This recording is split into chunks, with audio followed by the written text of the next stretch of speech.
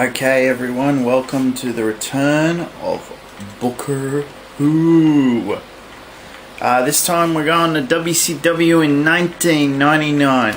Now, we're not picking up where I left off in 98 because, well, I just don't feel like doing that again. This is a whole new series, so the idea now is, well, I didn't get to book 98, but Goldberg has just lost the title, and they've seen that as a pretty bad decision. They've fired the booking team. They've hired me. So this is what I would have done had I been how I am now in 1999. So we kick off Nitro with big show. The Wolfpac is celebrating in the ring. There's a big celebration. Kevin Nash says he's finally finished the quest that he's been on for like 4 years since losing his last world title. We don't mention which one it is. Or we could even mention, well, he's been on a quest since he's been in WCW to win the world title. And yeah, that's the way you can do it. Then Goldberg comes out. He doesn't enter the ring because he sees it like even he can't beat all those guys at once.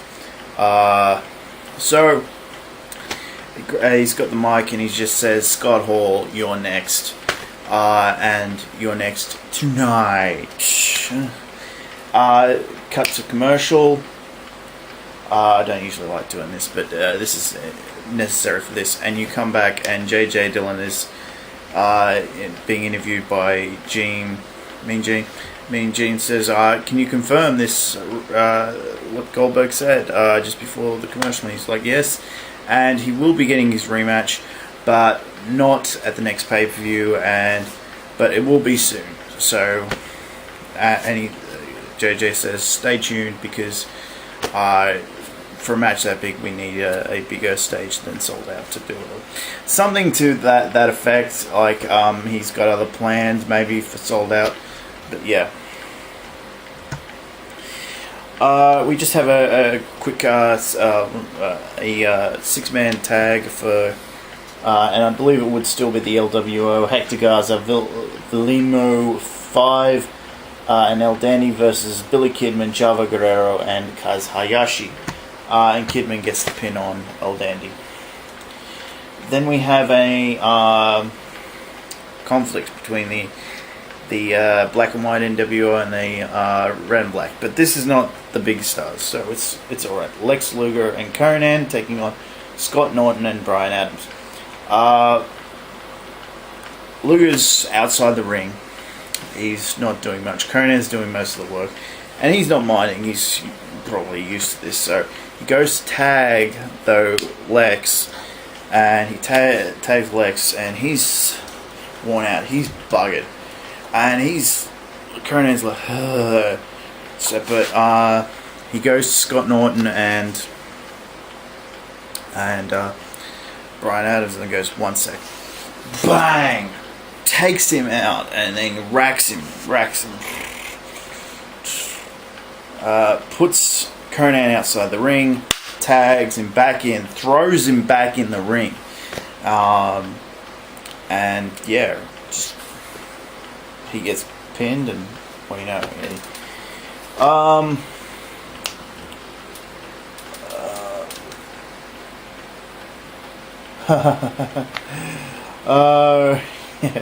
Ric Flair comes out and he says, "I'm custom head to toe, blah blah."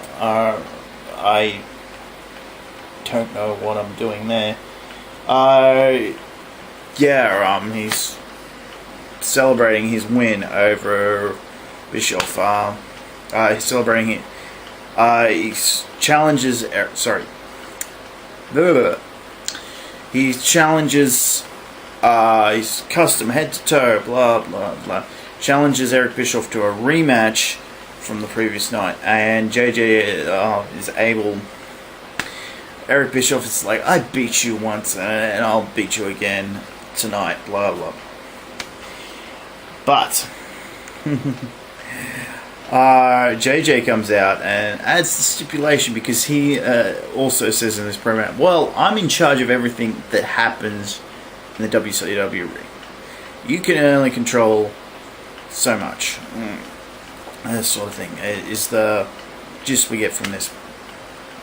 JJ puts the stipulation that the NWO and everyone, like every WCW employee, except for the referee and the people that need to be at ringside, are barred from ringside. So no interference whatsoever. He's covering his butt this time.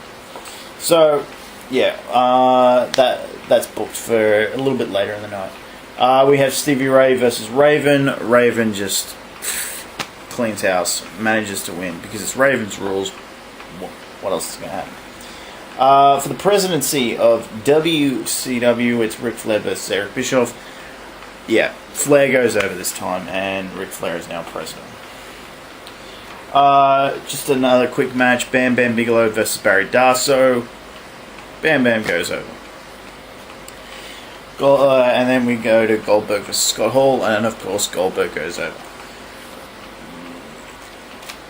Nothing else happens that night, but we get this thing on Thunder. They replay the thing. Conan's upset that he's like, "What's going on, Holmes?" It's what's going on? It's another thing for him to suspect that not all is well in the Wolfpac. And then this is announced that this was during a time when the tag team titles were going to be up for grabs, and we had some tag team title situation. 4 Horsemen versus the First Family, which is Brian Knobs and Hugh Morris with Jimmy Hart. 4 Horsemen go over cleanly in the opening round of this. This is January 4th Nitro, by the way. I gotta make this quick. Cruiserweight title: Chris Jericho versus Kidman. Now, as I remember, Jericho was made well in advance known that he was going to be leaving for WWF at the end of his contract. So I'm not putting the belt on him at this time. I'm going to have Kidman go over him. First round of the WCW Tag Team Title Tournament: Raven and Perry Saturn versus the Armstrongs, Scott and Brad Armstrong. Now, the reason these two are working together now is, they want the tag belts. It's that simple. And they've managed to put aside their differences since Fall Brawl, and that's why this is happening. And this is all spelled out over the commentary at the time. This is not something that would need to be cut some sort of promo in the back. Okay.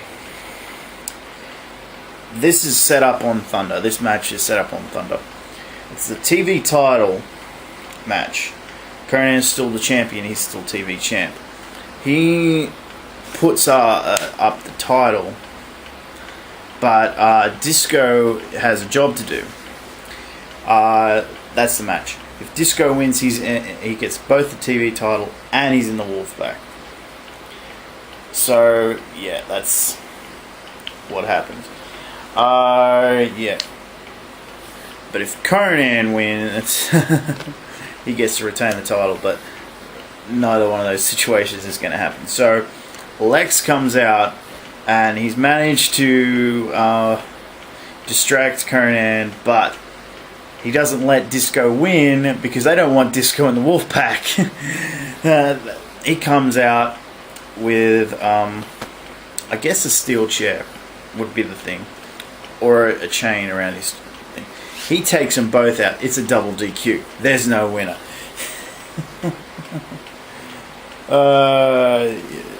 So he manages he costs the match, but he costs Disco the match, but and Disco might think that's alright, but then he's taken out as well. No one being hard on him, but then that's set up. We go into a match with Goldberg versus Lex Luger, and Goldberg runs right on over him. another first round. This will be, I gather, one of the. This would be a pretty big tournament. Because just everyone wants a shot at the tag titles now. It's the Outsiders, Scott Hall and Kevin Nash. This is this match, and they're taking on NWO Hollywood in the form of the Giant and Curt Hennig. Another situation here is developing. Scott Hall manages to pin Hennig, but also during this match, a couple of NWO Black and White members come out. That would be Buff and Scott Steiner, and they cost the NWO Hollywood guys the match, because they end up getting kicked out too, because Giant's going to WWE, and Curt Hennig, I never really wanted him to be a part of the Black and White. I think he like getting him kicked out would, like, he'd be kicked out of the NWO, but he'd still be heel. Is the way I'm going to play that. But yeah, that happens, and Scott Hall manages to get the win. So, but again, they're like, what? Everyone's like, what's going on with the NWO sort of thing? But yeah, eventually, I'll go into the storylines at the end of this video. Okay, last match. Number one contender for the WCW title shot at Sold Out. Diamond Dallas Page versus Hollywood Hogan. Big deal match. Hollywood has sort of come back, and yeah, he's managed to nudge his way back into the title picture through politicking, and this will be billed throughout the night. Like, even having the limo pull up at the beginning of the show, and it comes out, he's wearing the boa, but he's still in that get-up he was wearing at the thing. Maybe nice, a little bit of a nice suit, but with jeans or something, jacket.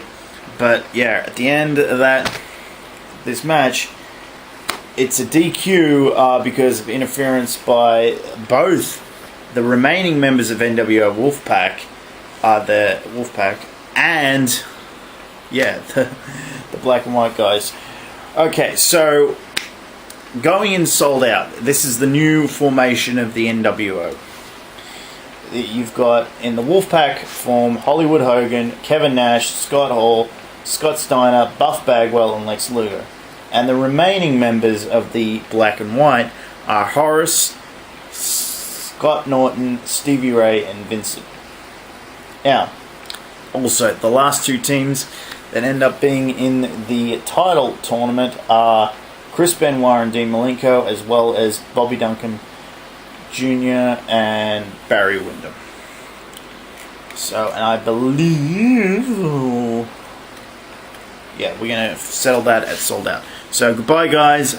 Thank you. I hope you enjoyed this. We'll be back with Sold Out hopefully soon enough. I will be able to make these videos a bit longer, so you won't have to watch these in 15-minute chunks.